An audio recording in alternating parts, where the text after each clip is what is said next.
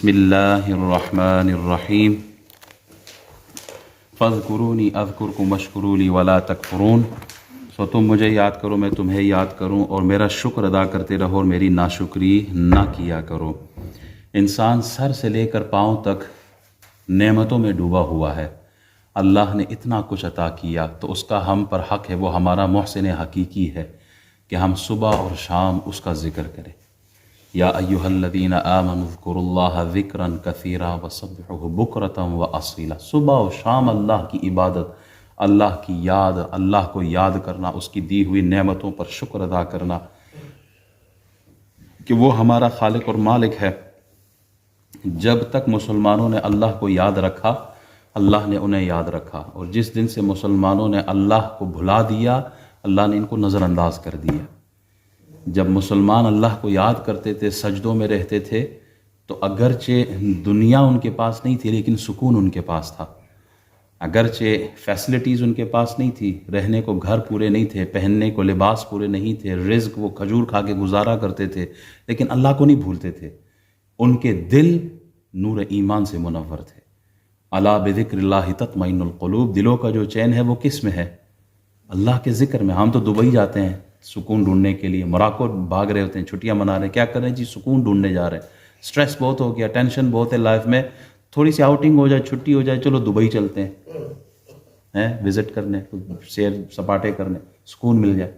اور جی موسیقی روح کی غذا ہے. گانے سنو تاکہ ٹینشن ختم ہو جائے، غزلیں سنو تاکہ ٹینشن ختم ہو جائے، حالانکہ ٹینشن اور بڑھ جاتی ہے اس سے. یہ شیطانی کام. تو سکون کس سے ملے گا؟ الا بذکر اللہ تطمئن القلوب. سکون جو ہے وہ اللہ کے ذکر میں ہے.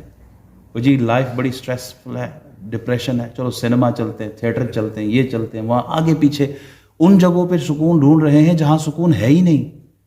سکون تو اللہ نے سجدوں میں رکھا ہے، اللہ نے تلاوت میں رکھا ہے، اللہ نے اپنی یاد میں رکھا ہے. الا بذکر اللہ تطمئن القلوب. قرآن کہہ رہا ہے دلوں کا جو چین ہے، سکون ہے، پیس ہے، وہ اللہ کے ذکر میں ہے. اگر آپ اللہ کو یاد رکھو گے آٹومیٹیکلی آپ کا دل جو ہے وہ پرسکون ہوگا. اور اللہ کو چھوڑ دیں گے وَمَنْ أَعْرَضَ عَنْ ذِكْرِي فَإِنَّ لَهُ مَعِيشَةً ضَنْكَ. اللہ سے تم منہ موڑ لو گے تو تمہاری زندگی تنگ ہو جائے گی. آپ نے دیکھا ہوگا لوگ کہتے ہیں قاری صاحب، امام صاحب لاکھوں میں نہیں، کروڑوں میں نہیں، اربوں میں کھیلتے ہیں، بینک بیلنس بھی ٹھیک ٹھاک ہے، پاکستان بھی، ادھر بھی جائیداد بھی ٹھیک ہے، بچہ اولاد کاروبار سب ٹھیک ہے، پر سکون کوئی نہیں ہے. سکون کے لیے ہم رات کو ٹیبلٹ کھا کے سوتے ہیں تاکہ نیند آئے، نیند بھی نہیں آتی، سکون بھی نہیں ہے. کیا کریں؟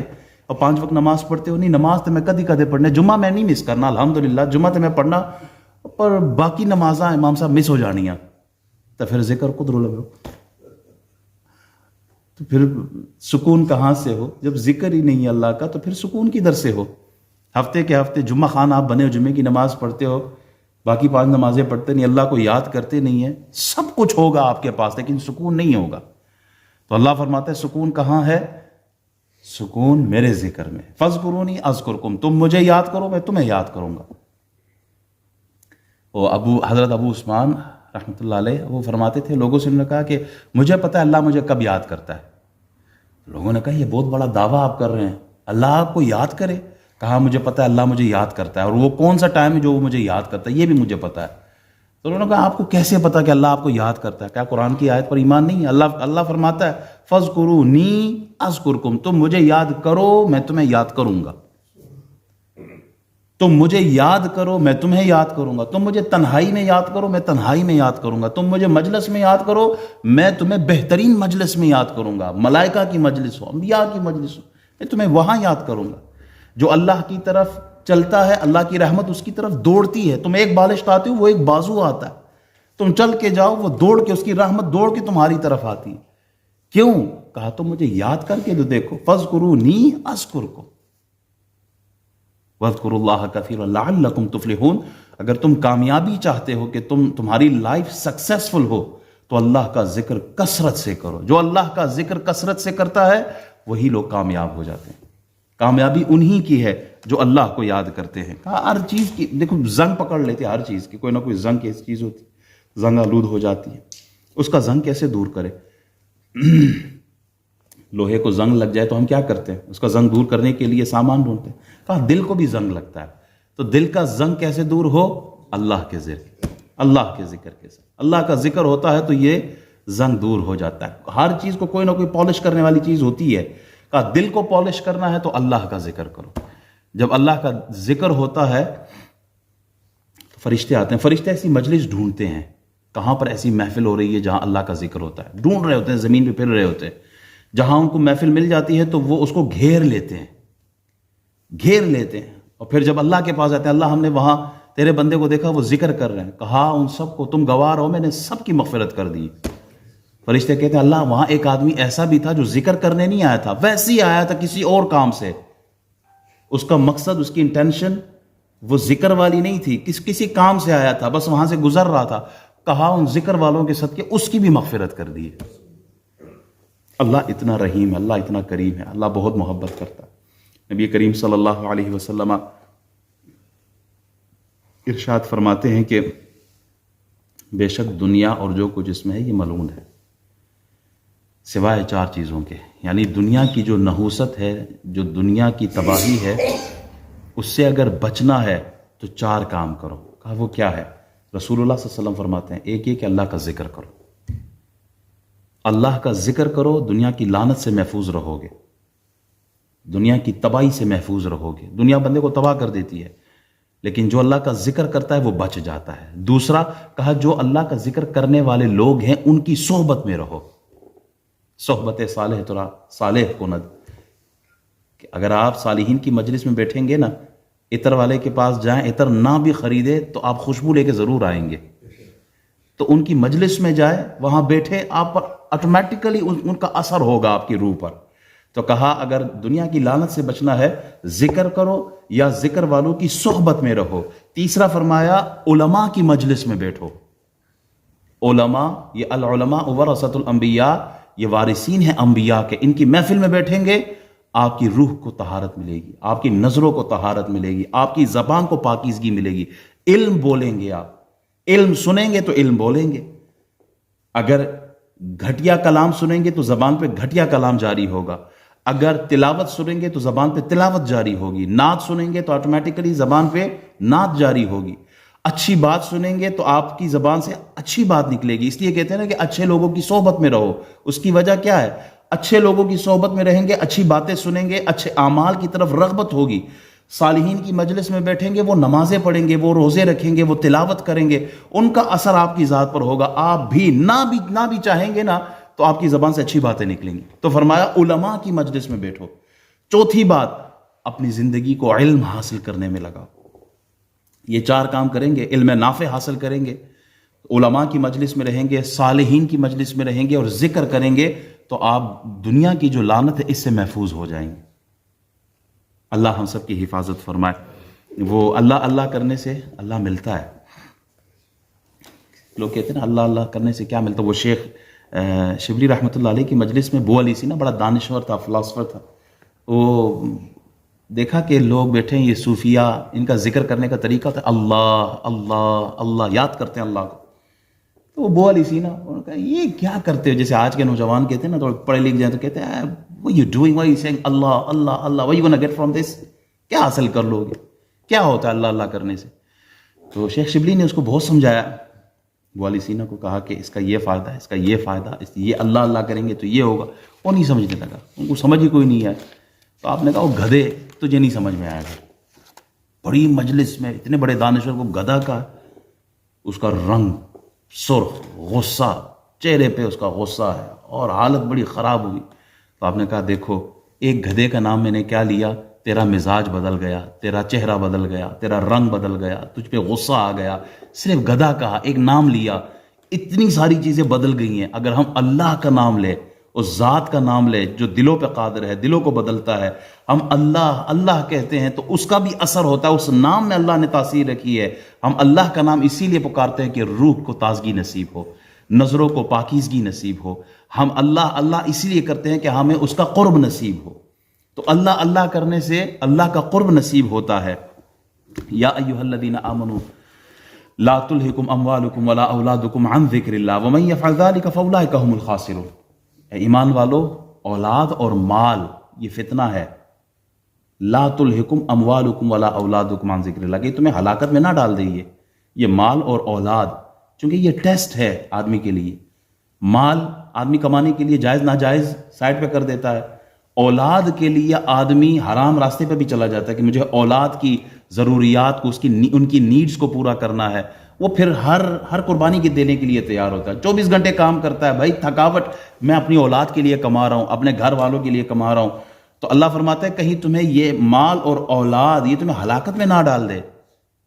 کس چیز سے؟ عن ذکر اللہ، اللہ کے ذکر کو نہ بھلا دے، اللہ کے ذکر کو نہ چھڑوا دے۔ مال اور اولاد کے چکر میں ایسے پڑ گئے ہو کہ اللہ کا ذکر ہی چھوڑ گئے، تو جو ایسے کرتا ہے وہ خسارے میں ہے۔ تو اللہ کا ذکر یہ ہر حالت میں ہے۔ نماز بھی اللہ کا ذکر ہے، قرآن کی تلاوت بھی اللہ کا ذکر ہے، لا الہ الا اللہ بھی اللہ کا ذکر ہے، سبحان اللہ بھی اللہ کا ذکر ہے، اللہ اکبر بھی اللہ کا ذکر ہے۔ یہ وظائف جو ہم پڑھتے ہیں، صوفیاء جو سبق پڑھاتے ہیں، وظیفے دیتے ہیں، یہ سب اللہ کا ذکر ہے۔ تو اللہ کا ذکر جو کرتے ہیں وہی کامیاب ہوتے ہیں۔ نبی رحمت صلی اللہ علیہ وسلم صحابہ سے فرماتے ہیں، صحابہ جب تم جنت کے باغوں میں سے گزرو نا تو کچھ کھا لیا کرو۔ صحابہ نے کہا یا رسول اللہ جنت کے باغ دنیا میں؟ کہا ہاں۔ کہا یا رسول اللہ کیا مراد ہے؟ فرمایا جہاں ذکر کی مجلس ہوتی ہے نا ان کے ساتھ بیٹھ جایا کرو، ان کے ساتھ ذکر کر لیا کرو۔ یہ جو مجلس میں بیٹھ کے ہم اللہ کا ذکر کرتے ہیں یہ جنت کے میوے کھانے ہوتے ہیں۔ فرمایا جو ذکر کرنے والا اور ذکر نہ کرنے والے کی مثال ایسے جیسے مردہ آدمی اور زندہ آدمی۔ ذکر کرنے والا زندہ ہے اور ذکر نہ کرنے والا وہ مردہ ہے، دیکھتا بھی ہے، سنتا بھی ہے، کھاتا بھی ہے، پیتا بھی ہے، لیکن حقیقت یہ ہے کہ اللہ کا ذکر نہیں کرتا، وہ مردہ ہے۔ اور جو اللہ کا ذکر کرنے والے لوگ ہوتے ہیں وہ یہاں بھی کامیاب ہے، وہاں بھی کامیاب ہے۔ نبی کریم صلی اللہ علیہ وسلم ارشاد فرماتے ہیں کہ قیامت کے دن آدمی کو حسرت ہوگی، کہے گا کاش میں نے دنیا میں جو گھڑیاں جو ٹائم میں نے ضائع کیا، کاش میں اس میں اللہ کا ذکر کر دیتا۔ وہ جنت میں ہوگا، وہ جنت میں ہوگا، اور کیا کہے گا؟ کاش مجھے وہ ٹائم جو دنیا میں ملا تھا میں نے ضائع نہ کیا ہوتا اور میں وہاں بھی اللہ کا ذکر کرتا۔ وہ جو ٹائم مجھ سے ویسٹ ہوا دنیا کے کاموں میں، اس کی جگہ اگر میں ذکر کر لیتا تو وہ بہتر تھا۔ یہ آدمی جنت میں رہ کے یہ دعا کرتا ہے۔ اللہ تعالی ہمیں ذکر کرنے کی توفیق عطا فرمائے۔ ایک حدیث شکر پہ، چونکہ آیت میں دونوں کا ذکر ہے، فاذکرونی اذکرکم واشکرون ولا تکفرون، کہ تم میرا ذکر کرو میں تمہارا ذکر کروں گا اور میرا شکر ادا کرو، ولا تکفرون، اور میرا شکر ادا کرتے رہو اور میری ناشکری نہ کیا کرو، واشکروا لی ولا تکفرون، میرا شکر ادا کرو میری ناشکری نہ کرو۔